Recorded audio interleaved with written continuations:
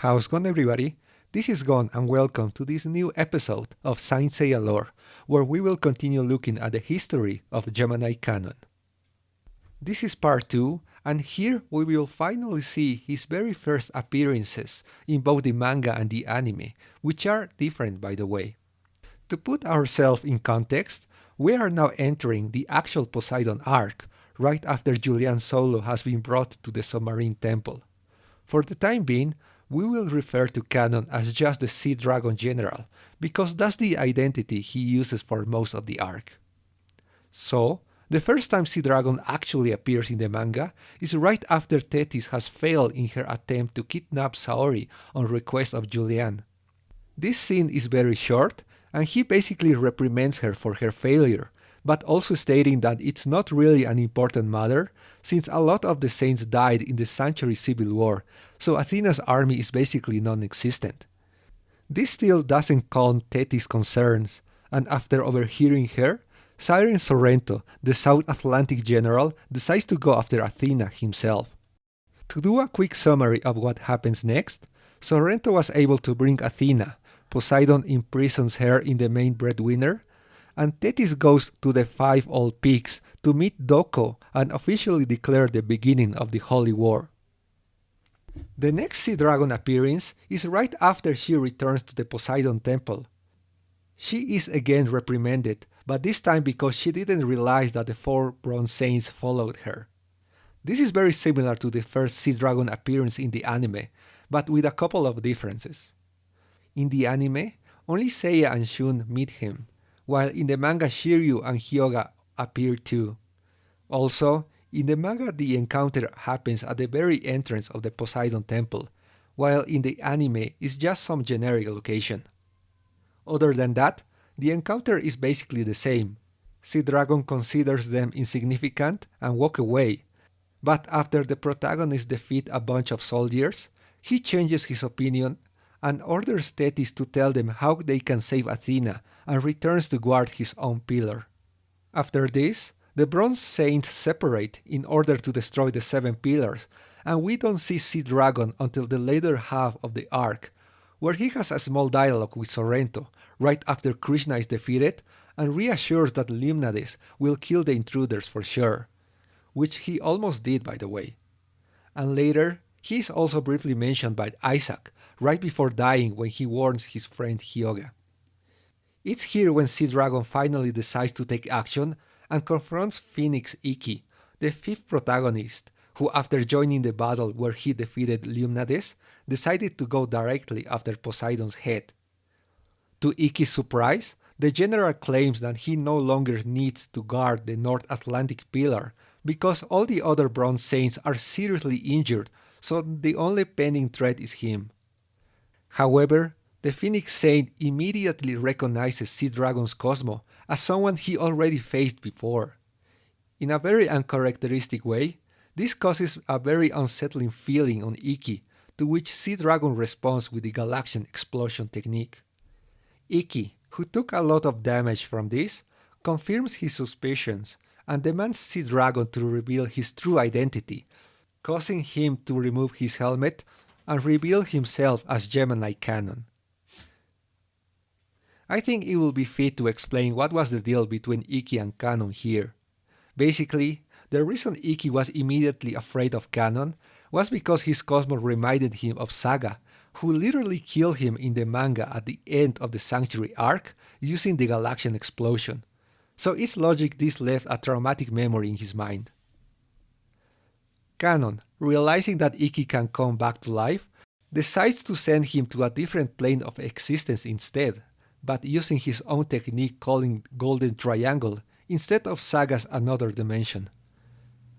As soon as he easily gets rid of Phoenix, Kanon reassures his ambition of taking over the world and succeed where his brother Saga has failed. Kanon, who's once again hiding his face, appears shortly after when he senses Poseidon defeating China.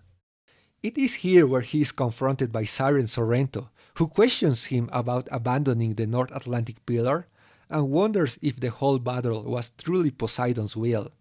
Sorrento is very skeptical here, pointing out that Sea Dragon took control of Poseidon's army, and if somebody was plotting behind the scenes, the annihilation of both Athena and Poseidon will be very convenient to that person. He questions even further about Sea Dragon's role in the resurrection of Poseidon and his real identity. As you can imagine, Kanon is not very happy about Sorrento's suspicions, but before the issue could escalate any further, both notice the presence of Cosmos heading to the pillars they should protect and decide to return to find who they may be. In the anime, Kanon actually threatens Sorrento, which is kind of a nice touch. Once Kanon arrives at the North Atlantic Pillar, he feels a fierce Cosmo around, but can't find the person behind it.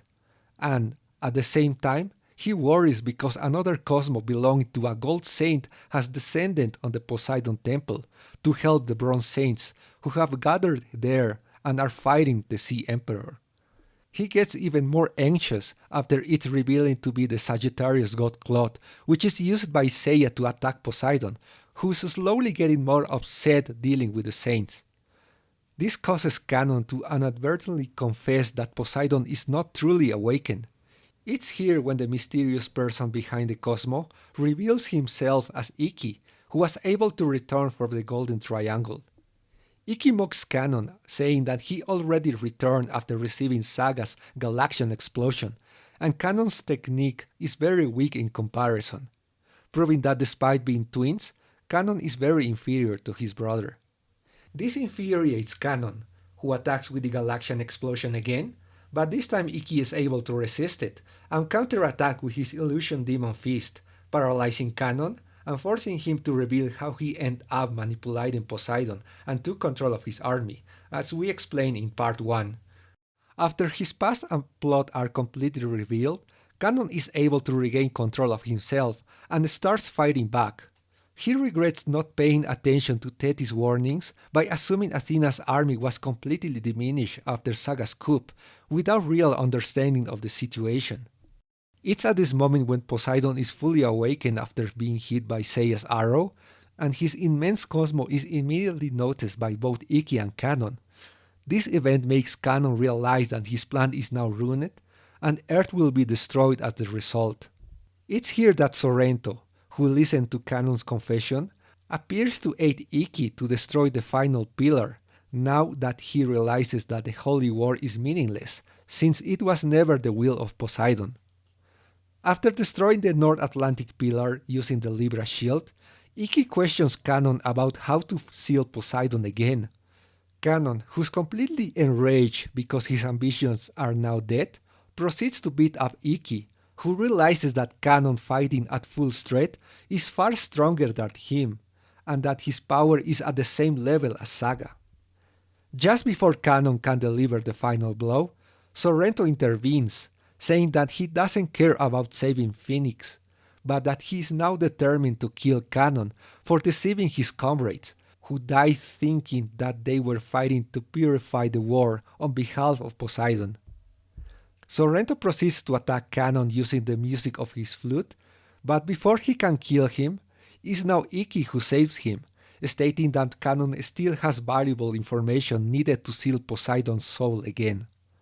Kanon at the beginning refuses to collaborate, saying that it's useless now, but Ikki tells him that the key is using Athena's amphora, and Kanon is obligated to reveal its location because he owes his life to Athena, who's the one who saved him multiple times back in the Cape Sunion Prison 13 years ago. He states that Kanon should have been able to recognize that same mysterious Cosmo once Athena descended to the submarine temple. Although Kanon refuses to believe that and mocks Ikki, he reveals the location of the amphora, stating that it's also located inside the main breadwinner, alongside Athena. He then laughs, assuring that both Athena and the amphora will stay there forever, since there's no way to destroy the main breadwinner. Upon hearing that, Ikki immediately runs to the main breadwinner in order to recover Athena's amphora, but not before telling Kanon that he is not worth fighting. Kanon tries to stop him, But then Sorrento stands in front of him, saying that Athena's love and sacrifice proves that Earth is not completely corrupted, and if Kanon can't understand that, then Iki is right, and Kanon is not worth fighting or killing anymore, before also leaving him behind. Kanon's next appearance is at the very climax of the Poseidon arc, just after Seiya was able to destroy the main breadwinner and rescue Athena. When Poseidon throws his trident to kill Athena, it's Kanon who uses his body as a shield in order to protect her. He cries and repents for his crimes after finally acknowledging that it was she who saved him 13 years ago and stating that this is the proper punishment he deserves. Kanon then collapses, and when the whole temple is flooded after Poseidon's defeat, his fate is left unknown. As a little note, the anime completely changes this part, and Seiya is the one who saves Athena from Poseidon's trident, which is a real shame in my opinion, as it removes a key part in Kanon's character development. Surprisingly, Kanon was able to survive and wakes up in a shore wondering if he was saved by Athena once again, but coming to the conclusion that the only way to atone for his crimes is to take his own life just like his brother Saga did. But, unknowingly to him, he's being watched by Care, who's very pleased by all the damage both Athena and Poseidon suffer, as they represent a huge advantage for Hades' army to conquer Earth. Despite this, she remains very cautious, and decides to go back to the underworld to convince Saga, who's suffering in the Cositos hell, to help him and take Athena's head in exchange of being given a new life.